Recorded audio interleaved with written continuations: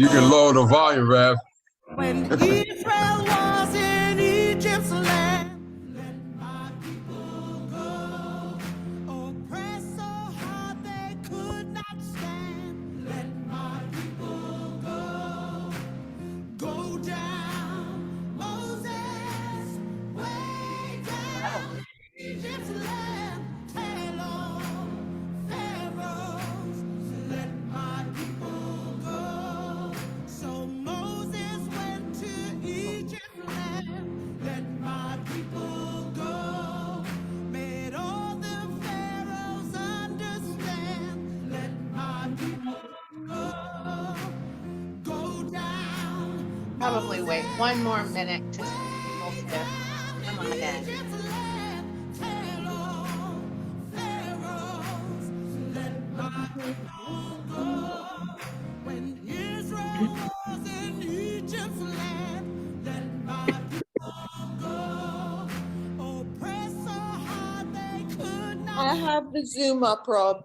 It's just about to. They said one more minute. Moses, way down in Egypt's land, tell all Pharaohs, let my people go. Go down, Moses, way down in Egypt's land, tell all Pharaohs, let my people, let them go, let my people go. Let my people go.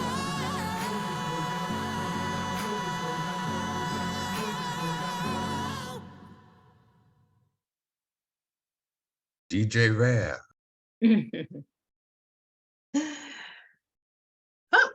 Perfect timing. Here comes someone else. So, hello, everyone. Let's go ahead and get started. Wow. So, Moadim lesimcha, as we say, seasons of our joy. Wishing everyone a meaningful Passover season and happy Easter. It is my pleasure to welcome you to an evening of learning and action. I'm grateful to Stephen Lewis, Sarah Smolover, and Maxine Lyons, who worked hard to bring this evening to fruition. And I also have the honor of welcoming Arthur Bembury, the Executive Director of Partakers, who we'll hear from shortly. So I can't think of a more appropriate season to have such a program than this time of Passover. This is the season when we move me'avdut lecherut, from servitude to freedom. We move from the narrow places, the metzarim, into places of abundance. This is the story we read in our Torah and in our Haggadah. However, the Exodus narrative is far more than a story or the basis for a family dinner in the spring. Rather, the Exodus reflects a powerful ambition for a political order, and it can be an influential force for shaping the world. To read the story of the Exodus in the light of politics is to understand that the Jewish textual tradition is not now, nor was it ever, concerned exclusively with ritual observance or devotional prayer. Judaism has a vision of earthly justice that demands liberation from oppression, a covenanted community, and an unending aspiration for a tomorrow that is better and more just than the world today. To engage with Judaism at that level is to engage with its fundamental building blocks. Tonight, we have the opportunity to do just that, to use our tradition to motivate us to think not just about freedom from, but freedom to, and the privileges and gifts that we each possess to bring about the tomorrow that is better and more just than today. As we know, the prison industrial complex functions in a way similar to the economic oppression of Mitzrayim, the society of ancient Egypt. And until a great miracle happens, the two ways out of the narrow place of incarceration are through education and physical release and reentry into society. You will hear shortly how Partakers supports individuals on both paths. First, we'll hear from Arthur Bembury, to provide an overview of partakers and his own experiences. And then we'll hear from Sarah, Maxine, and Steve about the impact of their volunteer experiences with partakers. Then you will have the opportunity to ask your own questions or share any concerns you might have. And finally, you'll learn about the next opportunities for you to get involved with partakers. And we plan to end by 8:15. So now I want to introduce Arthur Bembury. Arthur has been associated with partakers for more than 20 years, first as a student in the Boston University PEP program, which you'll hear about, and subsequently as an employee.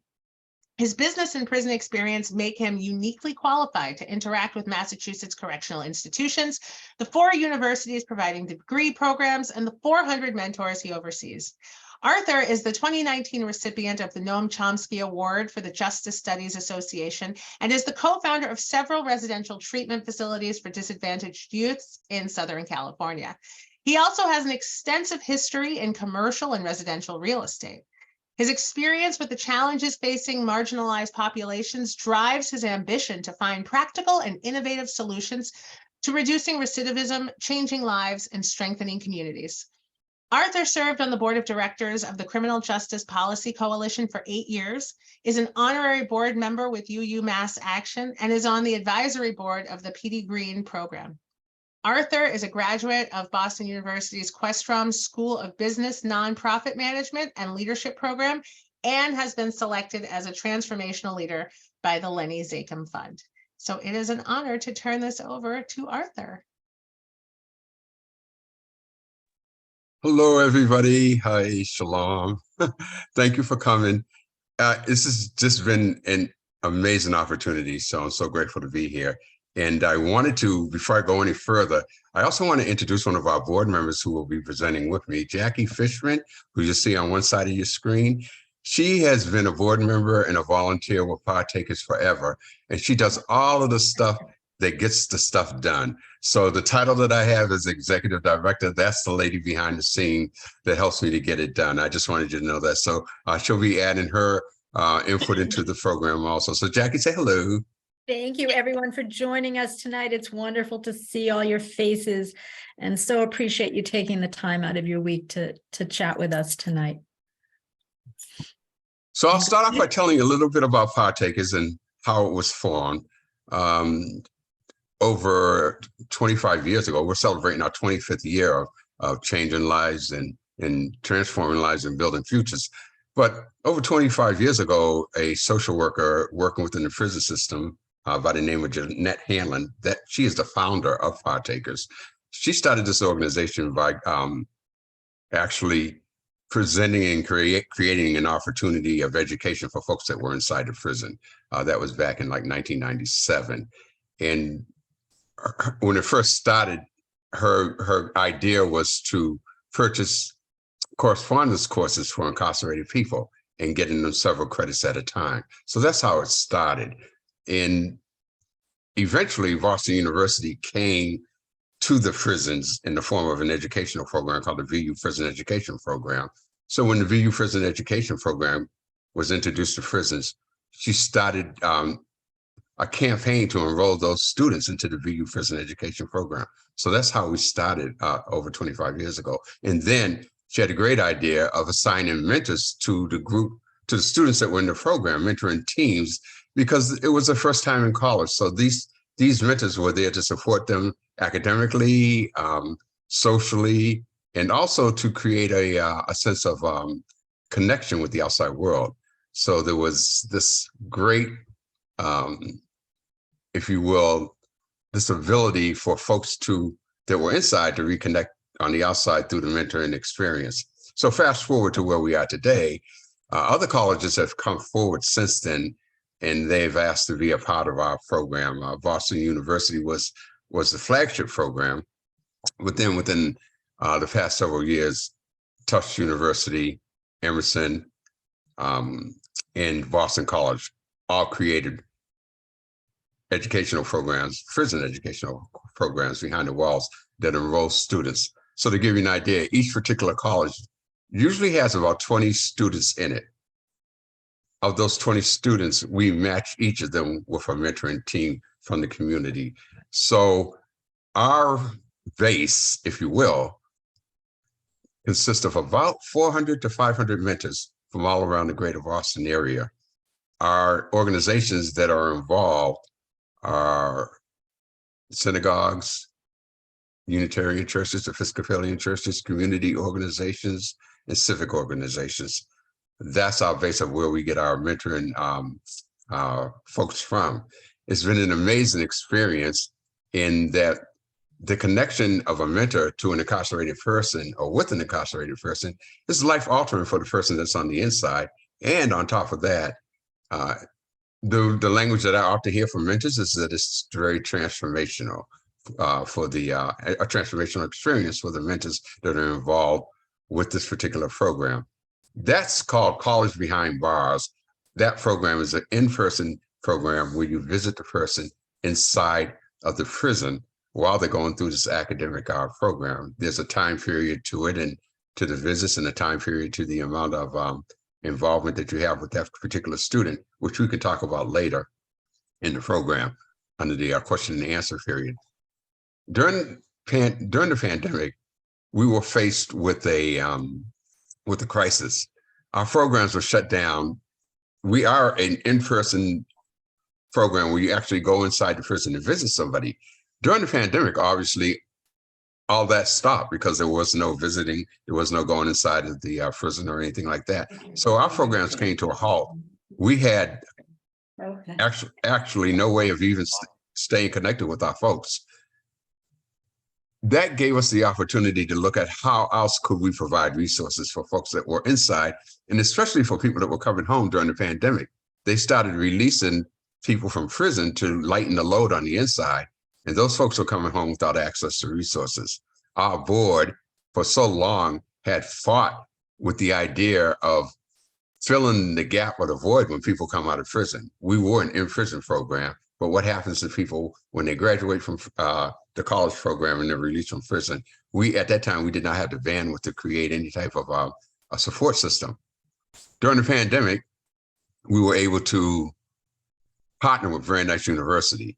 It's called the Brandeis Educational Justice Initiative. And we created a reentry program that is operated virtually by Zoom and offers a series of workshops that focuses on subjects that are that address the challenges of folks coming back home after being incarcerated. So some of those workshops include technical support. We provide a laptop with them for them, education, financial literacy, civic re-engagement, and also professionalism and a wellness program. So those are just some of the things that are associated with the folks that are coming back home that are in our reentry program.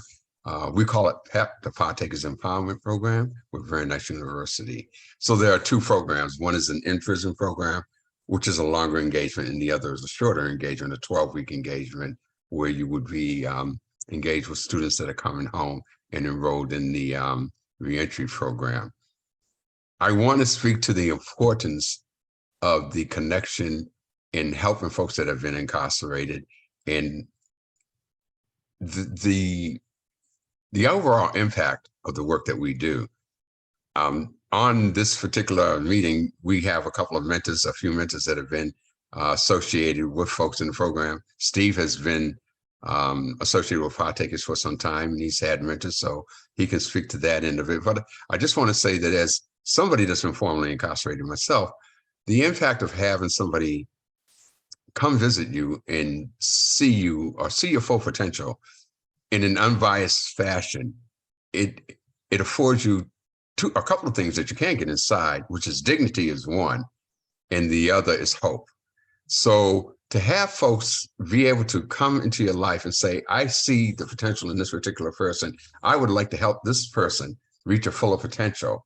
That's an awful lot of hope and a lot of dignity that's being afforded to somebody that's incarcerated that they don't have on a day-to-day basis. Their interaction with the mentors is so powerful.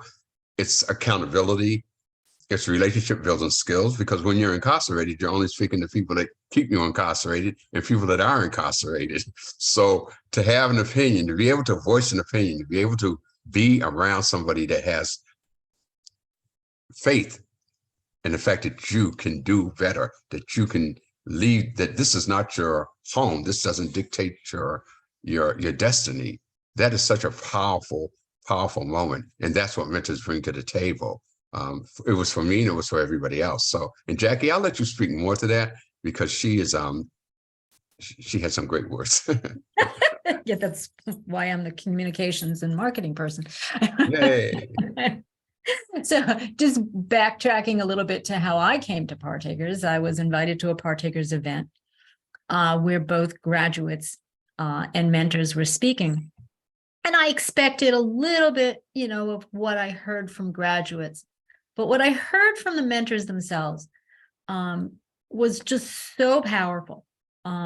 Folks who may never have had the opportunity to meet someone who was incarcerated, let alone build a relationship with someone who was incarcerated. And the impact of that on those folks was extraordinary. What we hear over and over and over and over again from our graduates is, I never believed that anyone would show up for me, would believe in me, would take the time out of their lives to be there for me. And from both mentors and graduates, what starts out is this kind of tenuous relationship at first, where they're just kind of feeling each other out and getting to know each other and creating dialogue, turns into a relationship that most describe as family. And it goes on well past people finishing their programs at BU, or in the case of PEP, well past them graduating through the PEP program.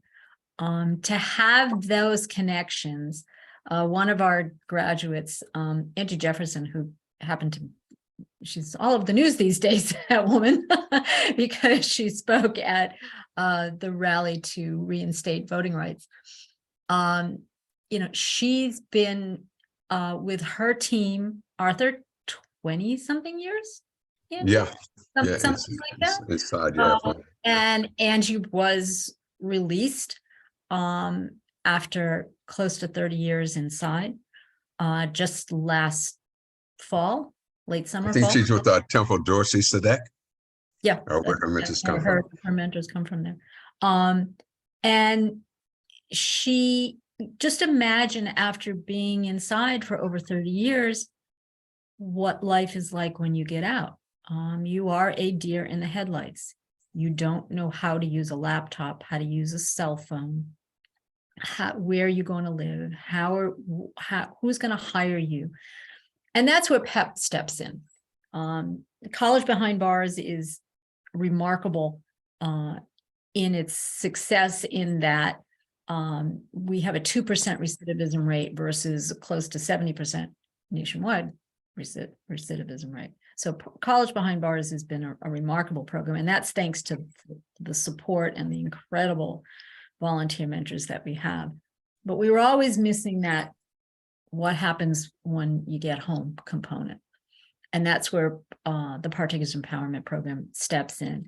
And that functions, as Arthur was saying, very differently. So College Behind Bars, you actually go inside and sit, and it's mentoring on so many levels. It's academic support because folks don't have access to the internet side. So sometimes you're corresponding with them through sending them research materials that they need for their coursework, but it goes so much further than that. Again, back to that somebody's showing up for me. Someone cares enough about me. Someone's fighting for me. Someone believes in me. And a lot of these folks have never had anyone in their lives do that before, but really believe that they can succeed and really believe that they can turn their lives around and have a future. And PEP is, once folks get home, it provides all kinds of skills that they need to navigate returning, to function back into communities, to get out and create new lives for themselves. So both programs are remarkable, and both programs rely on what we do best at Partakers, and that is provide mentoring relationships, the power of mentoring relationships. I think it's for me, I think it's so important that that connection is highlighted as Jackie said, and because I just want to be very clear.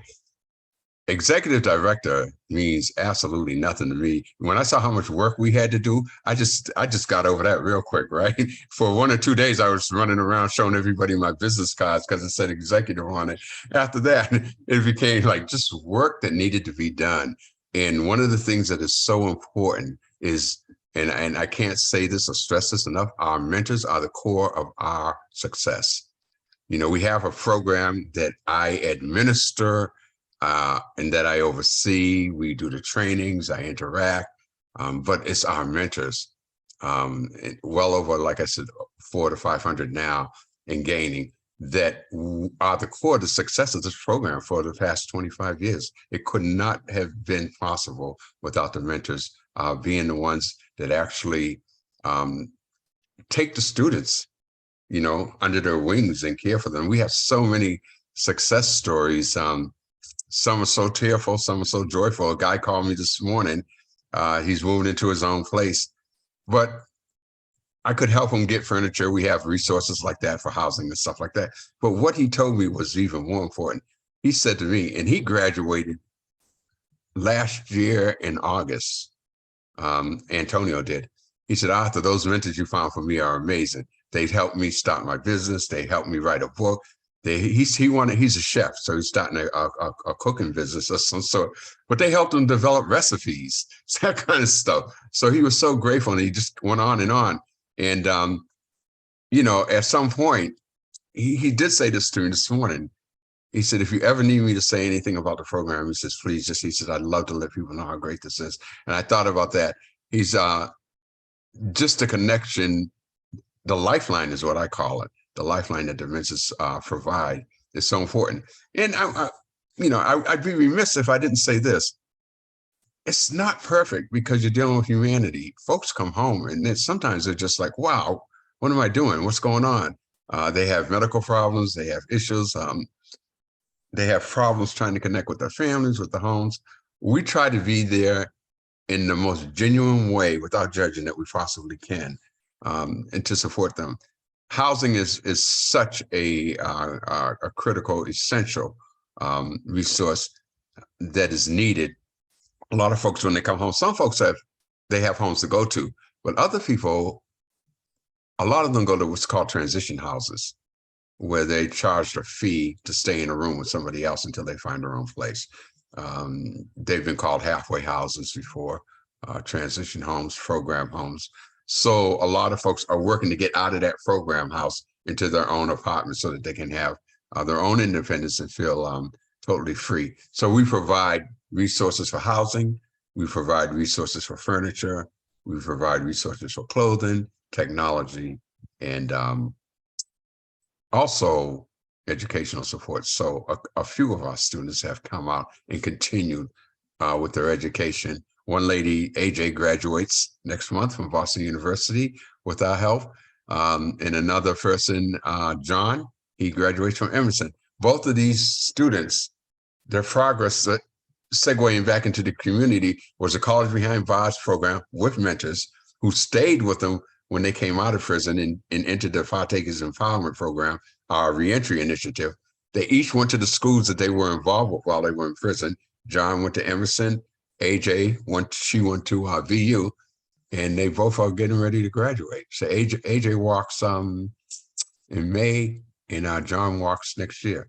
So that's the type of, for me, that's the humanity and the connection that is so important that the mentors provide. By the way, both of those students that I just mentioned have their original mentors that stayed with them the entire time that they were inside. So that's kind of like, you know, the magic of Partakers, if you will, that I've witnessed over being involved with Partakers for 20 years. There's so many success stories. One guy got out, Keith, he came home and built his own church in Milford, Milford or Millis? Milford. He built his own church from the ground up. And I did not know this, but we got a check one day, a donation. And I said, who is Saint Agnes of Milton? I'd never heard of the church before. So when I called, he said, it's me. I have my own church. So he came home, became involved in his faith, became a pastor, and built a church from the ground up, he and his wife, and sent us a check. This is a guy that was inside, started in the Boston VU Prison Education Program, graduated, came home, and is now doing that type of work. There are so many others. That's just one story, but there are so many other stories. Lynn, a young lady that was in our program, a young person. I forgot, don't say ladies these days. I heard about that. Yeah, sorry. A person. Somebody I just saw that. A person. That was in our program. She came home and she graduated with a degree, and then she went on to get a master's. But she is now the regional director of a tutoring program that goes into all the prisons in Massachusetts and helps people further their education. So this is just a few of the success stories. Arthur, what I'm going to do is I'm going to drop into chat. So folks, when they, later on, after we meet this evening or whenever it's convenient, I'm going to pop a link to a video that shares what we call the voices of partakers. And you're going to hear from mentors, and you're going to hear from graduates. And, bring some Kleenex, because it really is powerful. And there are other programs nationally that have folks that go inside to tutor students, but no one has the type of model that we do that is so transformative with the mentor model and the relational component that we have. So I'm going to pop that into chat, and whenever you all when you guys get a chance to can I say guys anymore? Can we say guys? Can't say anything, so just quiet. I don't want to get canceled, right? I just when you lovely people, God, when you get ready to look at the video, I'm kicking you under the table through Zoom is what. when you have an opportunity, check out this short video, but it's so powerful. Of the folks that are involved in our programs and in the testimonials and the thanks that they give for us being in the program. Again, I know that this is an informational session, so there's no commitment expected. But when you decide that it is something that you might want to do, I think it's so important to know that there are two opportunities that exist. Steve, remind me what you asked me to say. Was it the timing of both? Yeah. Or when Maybe just a little bit the timing of the two programs, and also to mention that, if there's anyone, if you develop an interest, you really want to get involved, find out about it, you can contact me or Sarah or Maxine, and we can, get you connected and to get involved. Yeah, Arthur, just give a sense of the timing for it. Right. So the timing of the program, so the PEP program, the College Behind Bars program, the reentry program, is run 3 times a year in 12-week sessions. So there's 3 cohorts of students per year. We have a spring session, which is ending, well, they call it a winter session, whatever, but it's ending in May. So it ran from February to May. Then we have another one that will run from May to June, July, or something like that, August. And then a third one that runs from August to September. So that's kind of the 3 areas of the 12-week periods of the reentry program. That is matched. Often it depends on the schedule of the students at Brandeis University also. So it's different every year. So this year, like I said, the one session starts in mid-May or something, late May or something like that. The College Behind Bars program is always ongoing because there are always students in that program. So when you're matched with a student in the College Behind Bars program, which I'll say again, that's a program where you actually go visit the person and sit down in the visiting room and visit with them. That particular program, people can enroll in it all year long because we always have a need for students, because we always have new students that are coming in. When they're classes start, let's say like for Emerson in the fall, they'll be starting classes up again. You can still be matched with the student that we have in the program that doesn't have a mentor and get to know them over the summer until the classes start. So there's no reason to wait like until the fall to actually start communicating. And also, I just want to say this, I'm trying to say it without smiling, but the Department of Corrections, there's bureaucracy to get those applications in there. It's just such a mess sometimes. So it takes a minute to go through all the mucky-muck stuff of getting the applications in, getting approved. They need your name, your birthday, where you have at Woodstock, all that stuff, you know. So when you have to put in this application with the Department of Corrections to get approved, but they will get done. It's just a lot of, you know, filling out forms and getting emails back. But I think what probably would be, for me anyways, helpful. Steve has been a mentor, so maybe Steve, you could speak about the impact of it in your kind of relationship. Steve has been a mentor with the College Behind Bars program before, as well as the PEP, right? That's right. That's right. Yeah, So both he's done programs. both. Yeah. So I'll start and just share my experience, which really it's interesting. I think Jackie meant it really has been transformational for me. It's not an overstatement. And then Sarah and Maxine can share. So again, thanks to everyone for your time, and thanks to Jackie and Arthur for all you do, and Partakers. And being here tonight. So I've been a mentor for about 1.5 years, and the first 1.25 years I was in the College Behind Bars program with my mentee Richard, and then the past 3 months I've been a mentor in the PEP program for newly released individuals. And again, I've been blessed. Arthur mentioned a couple other examples of people where a mentor continued with someone from College Behind Bars, and then the mentee was released, and then they continue. And that's been my experience, which is maybe a little more of the exception. It's really been quite special. And again, it's hard to overstate how much it's meant to me and to Richard. And so I just want to share a little bit about my experience and my relationship with Richard. That we come from very different worlds.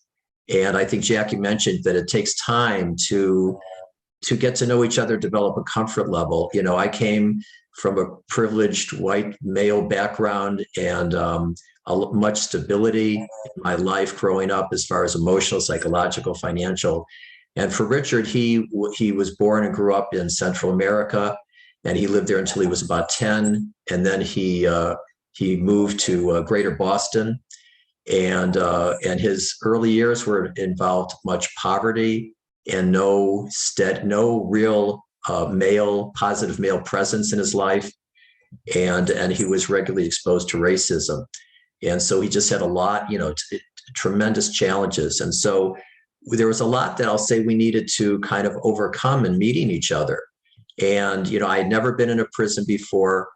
I wasn't familiar with the environment and wasn't aware of sometimes there can be, the racism and tension in that environment.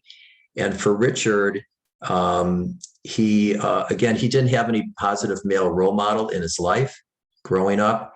And 85% of the prison guards in the MCI Concord are white males, and they were often biased against, him and others. And so for many understandable reasons, he was cautious in first, opening up to me in particular as a white male. The other 2 mentors I was with are women, one of whom was Hispanic. And so as Arthur and Jackie mentioned, in the College Behind Bars, we would visit in person once a month to be supportive in many ways, as Jackie and Arthur described, both academically as well as just in general. And we would spend about 1 to 2 hours with Richard each time.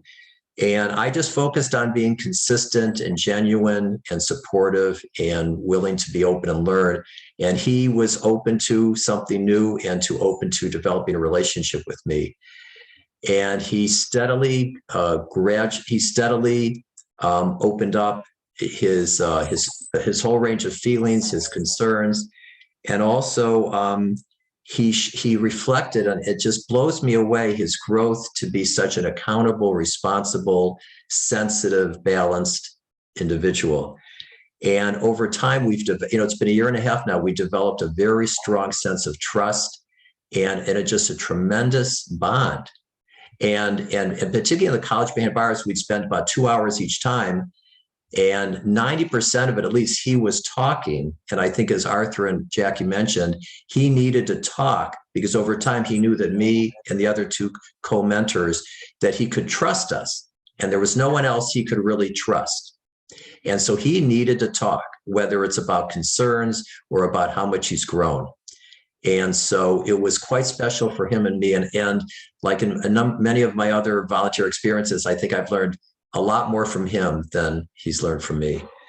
And so since early February, I've been involved with him, in the reentry program, the Partakers Empowerment Program, or PEP program.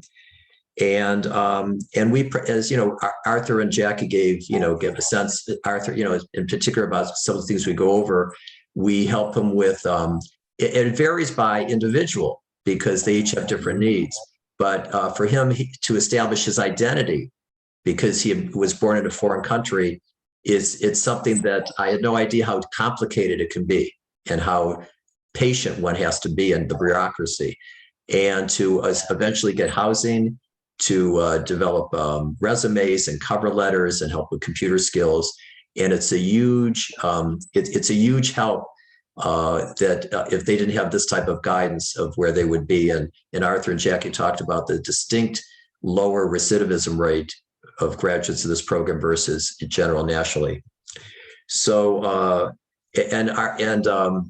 Richards, he was incarcerated for 32 years, and he's it blows me away. He has such self-awareness and responsibility and a sense of balance and gratitude, and he reaches out to others. He reaches out to me and the other co-mentors, ask how we're doing in a very deep way. So I'm just amazed at someone who has had so many challenges, and how he's transcended that.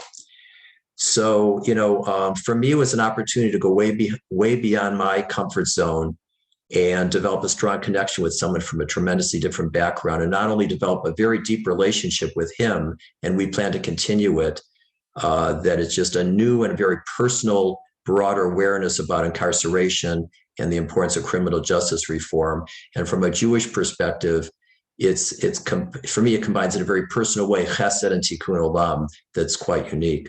So I'll stop sharing, and either Maxine or Sarah, if you want to share your experience as PEP mentors. Thank you, Steve. That was lovely.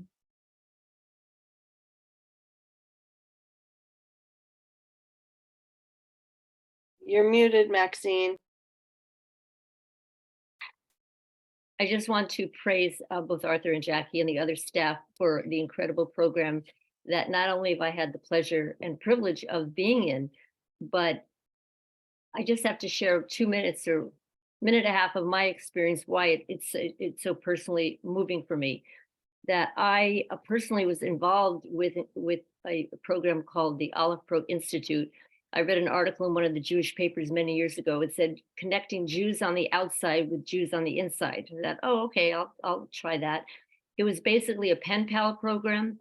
And through writing letters and eventually emails and then having some phone calls, I was in touch with many different inmates, but particularly this guy, John. And I'm bringing all this out because after 10 years of being in prison, he was released. But he was released in Wisconsin with no programs, no money. He happened to, unfortunately, have no family. He had nowhere to go. He was stigmatized in this small town in Wisconsin. And so basically, he had nothing to do but to go back to criminal behavior. And he tried to work, but he couldn't get important work. So my point of telling you all this is that he broke parole because of this, was reincarcerated again for another 4 years. He is currently out, but he still does not have the privilege, the luxury, the good fortune to have any kind of re-entry program. So when this was available, I was thrilled to be able to be part of something that is so impactful and that could offer so much. He is out, and I have to tell you that without a GoFundMe program that my husband and I helped for him, he is, I wouldn't say successful, but he's living and has been out for a year, but struggling all the way. So anyway, I just wanted to tell you that it's personal testimony to how crucially important it is not just to have a relationship, but to have programs, resources, and options as you re-enter. So the first mentee that both Sarah and I had is a woman named Kashina. She herself was not in prison, but she was very much impacted by incarceration, the issues of incarceration within her family, some of the men in her family. So when we met her, she had a lot of unresolved feelings about those issues, as if she herself had really been through some trauma. She also was working with women to help formerly incarcerated women. So we were mentors. Sarah and I were mentors to her, helping to resolve a lot of unexpressed feelings about her own trauma about this. And we listened attentively, and when trust built up, we were able to help her reflect about what we heard she was going through, about her personal feelings, taking in the trauma that not only did she have in her family, but that she experienced in her work. And she was able to sort out some of the responses to the difficulties in being in her role as a professional, as well as being someone from this family who had been witness to this life. So meeting with her, keeping contact, as we all say, as showing up with her, she was able to really go through a lot of processing a lot of her feelings. So we've been we worked together through the program, and also we have maintained a relationship, even though she is no longer in the program. We met for lunch, we exchanged greetings at holiday times, and it's really been a very fulfilling kind of experience. Sarah will tell you the second one. I just want to say before I turn it over to Sarah, that building a new relationship with a fellow mentor, Sarah and I are both obviously at TBZ, but we really didn't know each other. But through this program and working together, each of us have different skill sets. We have different ways of looking at things. And we really had a really very successful time together to be able, she hears one thing and then we would talk about it. And it was so impactful to have someone to share our experience, because after every session, we would go over it and process it, which really, I think, helped tremendously to move her forward. So I appreciate the support and learning with the other mentors who we have on. And also it's been great communicating with Steve. We have a very comfortable and smooth mutual sharing. And he's let us know about his program, and we converse about that too. So working with Sarah and with Steve has also been wonderful for me as a TBZer, as well as someone who really believes in social justice and in issues of the need for great prison reform. So that's what I have to say about my experience. Great. I just learned a new term, TVZer. TBZ. Thanks, Maxine. And I I echo everything you're saying about our relationship and how we learn from each other to benefit, hopefully, our mentees. So hopefully my voice won't give out in the middle here. Maxine and I are now mentoring our second mentee, and it's a little more of a struggle than our first one. This is someone who's had some illness along the way, who had really struggled with technology. And so sometimes you're working on really big ideas, and you're really working on how can we help you resolve this? And sometimes you're working on how do you send an email? And so you don't know what kind of mentee you're going to be assigned, and you best approach this, if you're interested, with an openness to resolving how do you help someone learn to send an email, and how do you help someone learn how to manage their stress and negotiate in a work environment. So that is kind of the gamut, and there's many other ways that you might be influencing or helping someone along as a mentor. One of the things what we haven't talked about is that the mentors meet regularly every other week. There's a mentor meeting that is managed by Amy Benjamin, is a volunteer. She's from TBE, Temple Beth Elohim, and 2 other volunteer leaders, and where the teams get to share what's going on, what struggles they're having, and there are many universal themes that come up that are dealt with and that we're able to hear what someone else is going through. And we listen for things that have helped me is that you can only offer, you can't control whether they're signing on to your Zoom or not. You can only offer. And these are people who haven't had people offering to be there for them. So even if they don't show up, the fact that you've offered, I fully believe, sits in them, and they know that someone is there waiting for them and believes in them. So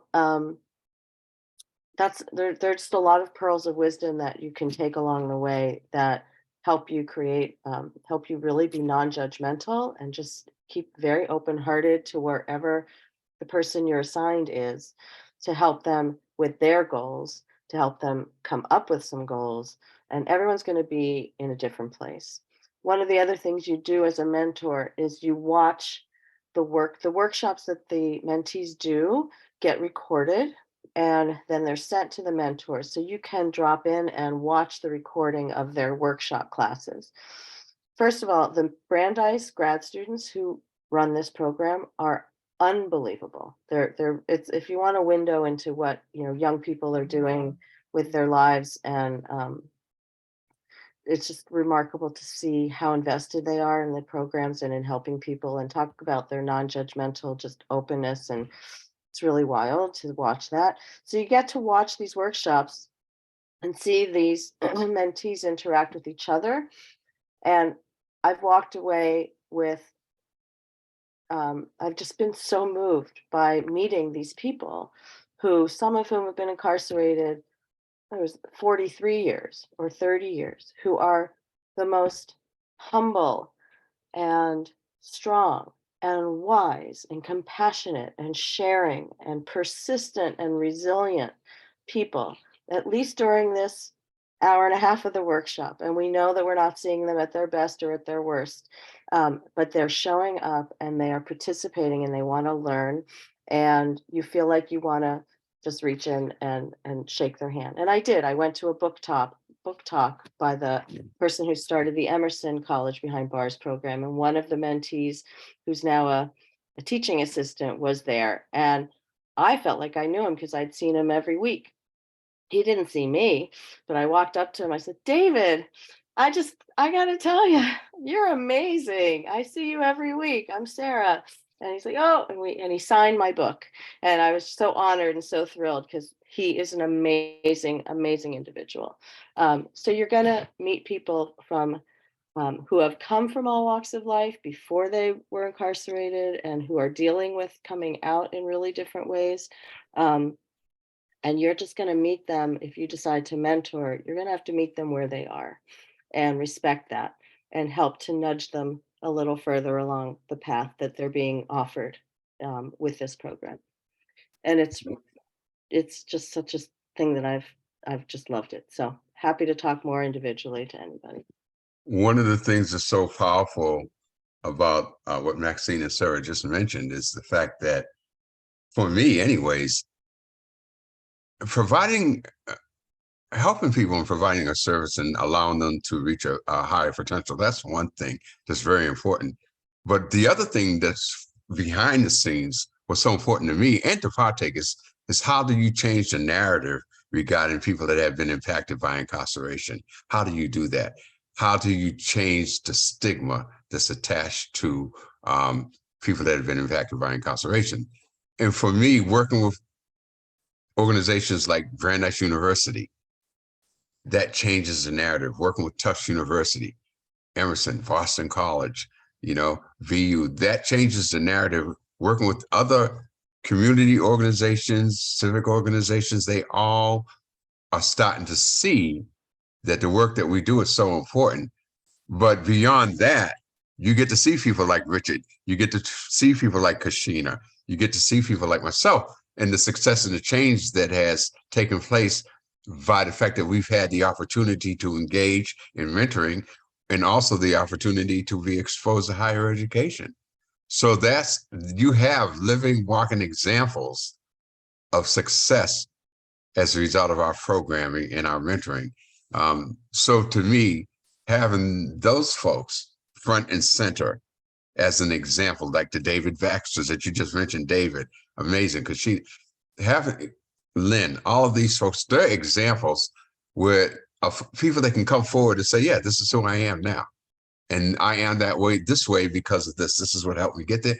That to me is the most powerful part of a conversation that can change a narrative. And that's what makes this organization a change agent as far as reducing recidivism and incarceration goes. I just want to make one last comment that in seeing the mentors, not and seeing the mentees, our mentees talk to each other. One of the most rewarding things about doing this is seeing how they are forgiving themselves when they forgive each other's foibles. When someone says, at the opposite, when someone says, I just sent off my resume, or I just did this, they all applaud each other. And for them to give back to others is because they're receiving so much from the program, but they're giving back by showing their success and their praise of each other. So that's also a real treat to see. Yeah, it's a challenge. Everybody's at a different stage of reentry. Some folks might have used a computer before, some might not have.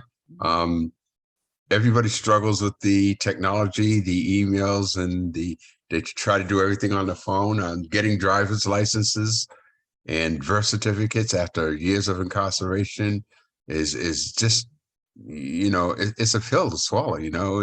We go through that. So one of the things that is so great about the PEP program is that folks like Steve, mentors like Steve, can help with issues that are outside of the scope of the actual workshop. So if somebody needs help getting a birth certificate, if they need to be on hold with the RMV or the DMV, Department of Motor Vehicles, for hours or whatever, just to be told that they're on the wrong line and to be transferred to somebody else, just to know how the outside world works, because they've come to the workshop and they've voiced those frustrations of trying to get their paperwork in order and to try to get their lives going, as well as trying to get housing and employment. We work with a lot of organizations that, a lot of companies that are Corey friendly, if you will, that don't do background checks. And we'll work with people that have been incarcerated. So there are a few companies that we send folks to as a stepping stone for them to get back into the workforce. So that's something that is so important. And then going forward too, about our organization. So we do have those programs, but I do want to say that we are in the middle of creating another program, which is called a book club or a reading circle, if you will. And Jackie and I have been working on that. The title, right?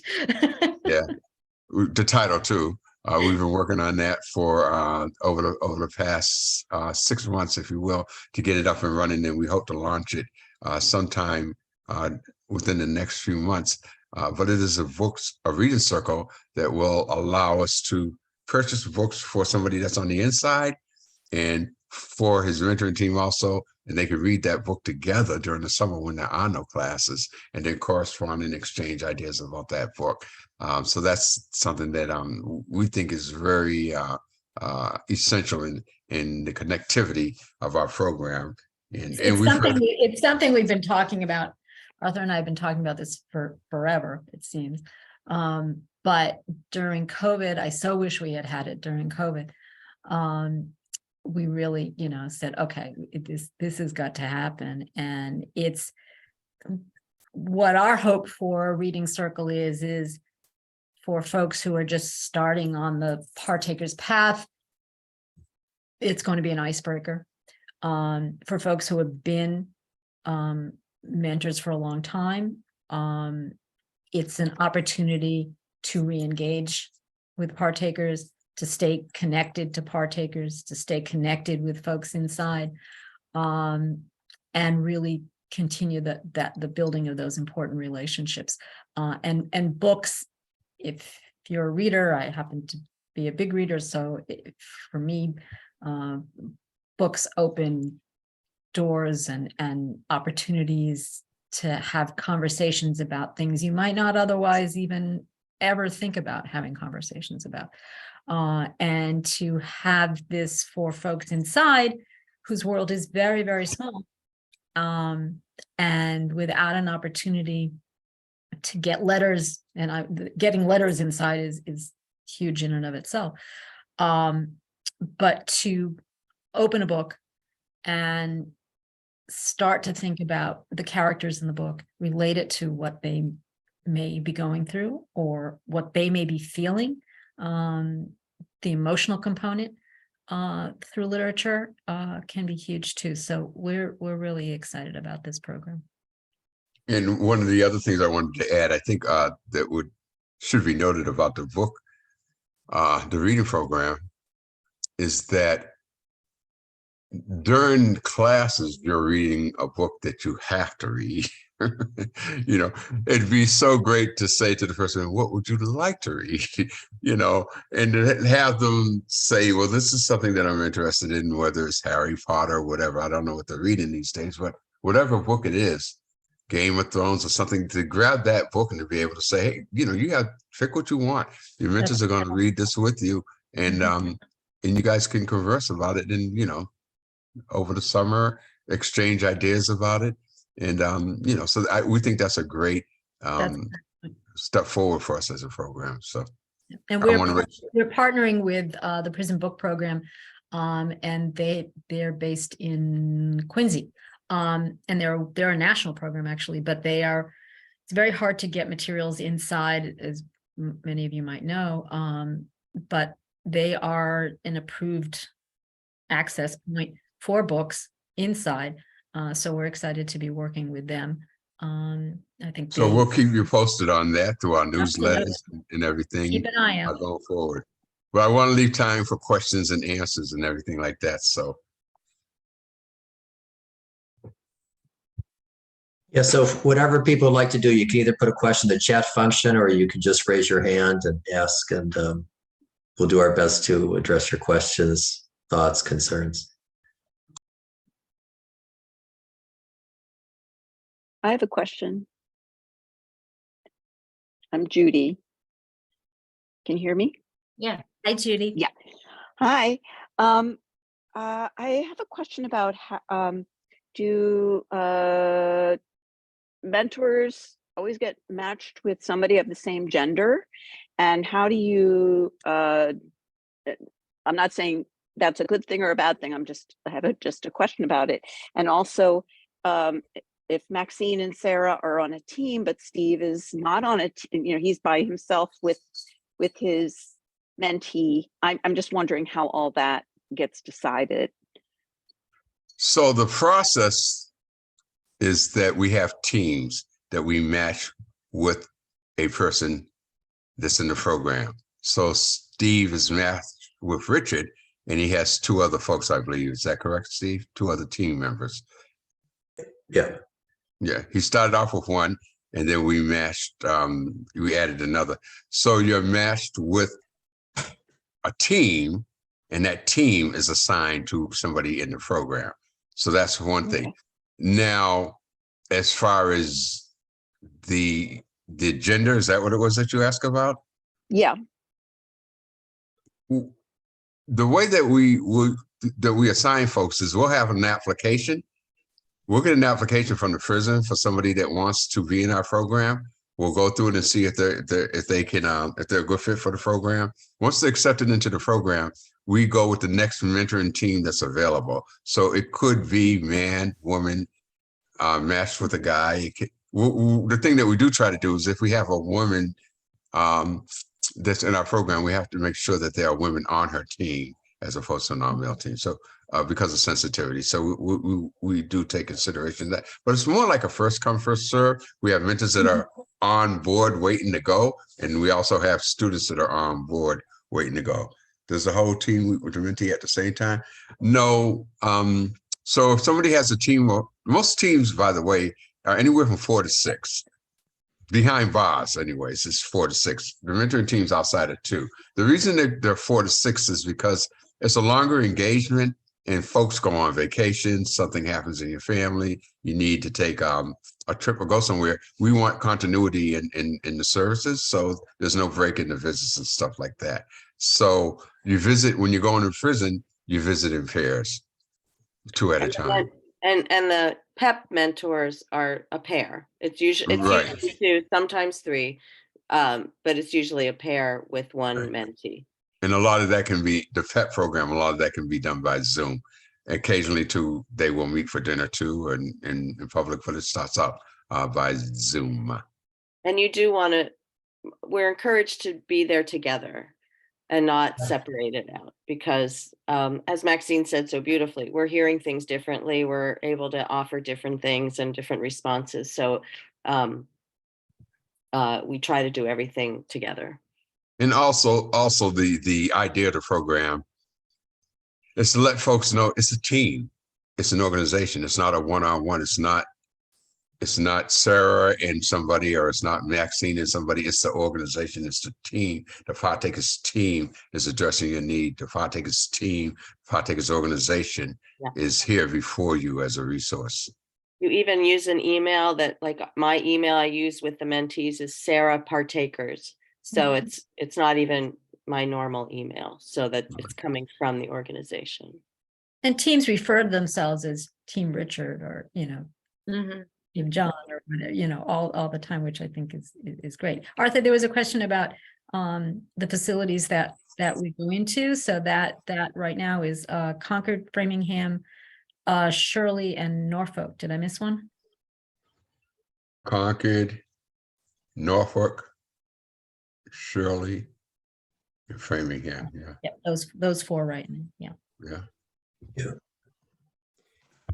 And the other part of that question is there, for the college behind bars, that there are volunteer professors from local universities, from BU, BC, Emerson, Tufts, who come into the prisons, who teach, and then we are mentors, and we come in once a month to provide support. And I think, as Archer mentioned, some of it is academic support, and we may send them some materials for research for what some of their subjects and ask how it's going.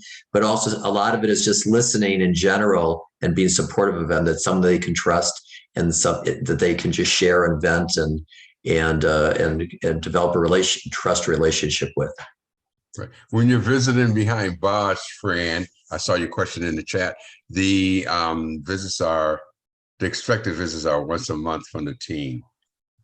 And the other thing also is that the volunteer professors that go in, they are paid. VU, Emerson, Tufts, and Boston College, they're not paid at the rate, I think, of professors on the outside, but they are given a pay for a check for going inside and teaching that particular course. Was there another question in the chat that I missed? And while in person is once a month, you are corresponding. You are, as Steve alluded to, you're sending materials inside, or you're just writing, back and forth to one another. One of our students just got an A on a paper, and he sent his whole team his paper and his professor's comments. So that's another component to. And the other thing is, college behind bars. And while on the inside, they have just started a dumbed down email program that they have inside the prison that the folks can communicate by email. It's a scaled back email platform. I think they pay 25 cents for each email that goes out.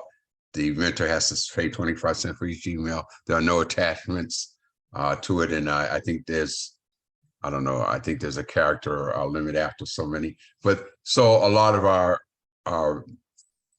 mentors and mentees in the College Behind Bars program, they communicate through this prison email system, if you will. And after each visit, and I'll go into more of this into at orientation or training, but after each particular visit, there was there's a visit report that's generated by the mentors. So you go inside, you would visit Michael, and then after the visit or shortly thereafter, you would generate a visit report, a short report that speaks about the gist of the visit and if there's any situations or anything. Those are anecdotal notes that I keep private records so that we can have it as a reference file. One, that there is a visit, and two, that we can monitor any situations that we need to be alerted to. I also wanted to say that the commitment for the PEP program is 12 weeks. And that course, can you hear me? Yes. Mhm. Oh, so every week the mentor team meets on Zoom with their mentee, and every other week all the mentors who are part of the PEP program meet together to hear each other, how they're doing. Often there's common themes of communication, not communication, and then we meet the mentors with coordinators from the PEP program. And at the end, there's a wonderful graduation program that all of us attend and hear about how they're all doing. But it's a 12-week program, start to finish, each 3-month segment. And Judy, to answer your question about the participating in both programs, they won't allow that, because if you're a teacher in the program, in the prison program, you're a volunteer with the Department of Corrections. You go in as a volunteer, and they won't allow you to have contact with anybody outside of that particular program. So, somebody has to do either one or the other.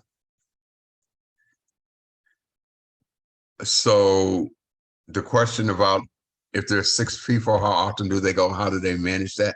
So when you have a team of 6, because it is a long-term commitment, they do alternate visiting periods. And again, once a month is just the expected limit. Some people go more often. They can go every 3 weeks. So when you have a team of 6, they do alternate. And then also, if somebody just kind of go for whatever reason, that they have a family emergency, they'll call the other team and they'll say, listen, I can't make, I was scheduled to go in May, but my daughter's getting married and we got to go out of town or whatever. Could you please take my switch places? So that's how that works with a larger team.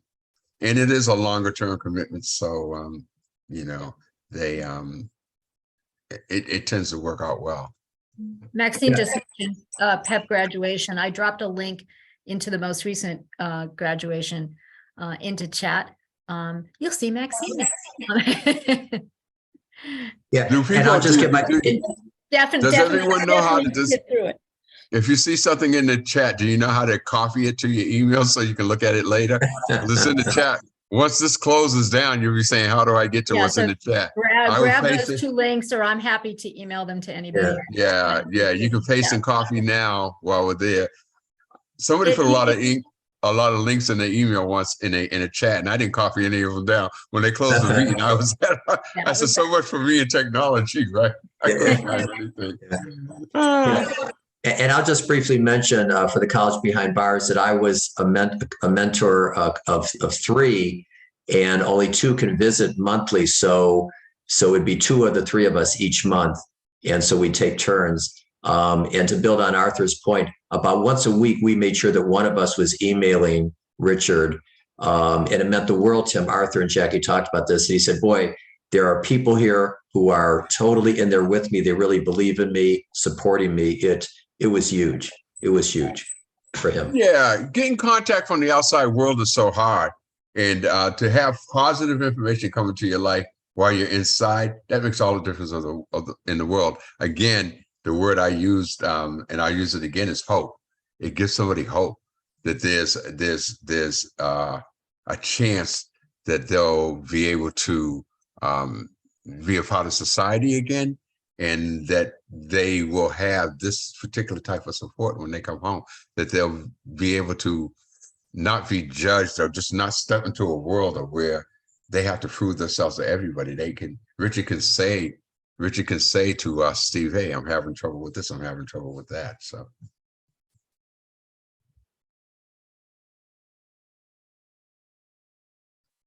I think it's important to say that with Steve, Sarah, and I, and Rob Tiferet, people don't have to commit to anything tonight, of course. And if you have any other questions, any 3 of us would be happy to talk with you and go over this. And if we don't know the answers, we'll turn to Jackie and Arthur. But in terms of TBZ and your commitment, you can decide which program you want to, you can decide, I don't know how we were matched out. I can't remember, Sarah. I guess we were the only ones who were there, so we just got matched up. But if there are 4 or 5 of you or whatever combination, I suppose you could ask, I'd like to, be a mentor with so and so. But that's all what we could work on internally after this meeting. Yeah. And then the next cohort, there will be some dates for an orientation to that and for then making the commitment for being part of the next cohort. And that'll be sometime in the next month. We'll have those dates, right, Arthur? Right. So typically what happens is we'll send out some dates, and then Friday, if anybody decides that they would like to do anything and become involved in the program, we do a training, if you will. So we'll do a training and an orientation after you think about it and decide if it's a volunteer commitment that you'd be interested in. We'll go into the training and show you what that's about. That's like about a 1 hour meeting by Zoom where you go through the training and stuff like that. And then it would be to match you with the student that's in the program, give you some upcoming dates and stuff like that. So yeah, that's the process. And you can talk to Sarah, Maxine, and Steve, and let us know. I guess I could say that the mentor meetings are like from 5 to 6 on a Wednesday. Just that's how it's been. I assume it's going to stay that way. So that's important for you guys to know that those every other week mentor meetings have been from 5 o'clock to 6 o'clock. And then they've just started adding office hours on the intervening week. If you want to just check in, not formally, that you can show up during that intervening week. But 5 to 6 on Wednesdays is when the mentor meetings have been happening. And that's for the PEP program. For the Yeah. PEP program. Yeah. Yeah. Yeah, for the 12-week reentry program.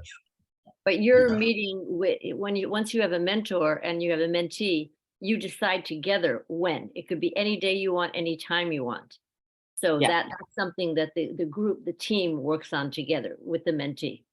And we'll cover, again, for each individual program, we'll cover all of the parameters and guidelines of the program during the training. So there's different options, different opportunities, depending upon your bandwidth, your availability to connect with partakers and to be a part of really an extraordinary experience. But if you don't have the bandwidth for the longer term college behind bars, PEP is a wonderful, wonderful way to get involved and to have real impact. And then finally, the reading circle is coming our way too. So this has been wonderful. TBC can't thank you enough Yes. for spending time with us tonight. And know that Arthur and I are always available for any questions and any help we can be. There's a hand going up. Oh yeah, I see a hand. Hi, Fran. She's clapping. She's clapping. Clapping. Oh, okay. Oh, I'm sorry. Pause. So much for readers, huh? So much for the glass. Exactly. That's good. Thank I you, saw guys. it, and I'm like, Oh, okay. we'll be in touch. Applauding Thank you. For, Arthur. thank you so much for taking the time out of your day. Thank you for organizing us. Thank Yeah, you. thanks so much, Arthur, Jackie. Thanks a million. Thanks everyone for joining. Thank you very much. We'll Be be well. in touch, you guys. Thanks, Have a great Becky. evening. Everyone Bye. be well. Take Hag care. Pesach Sameach to everybody. Happy Okay. Passover. Bye-bye. Bye. Modim l'simcha. Thank you. What do you think? I thought it went really well. Really well. Yeah.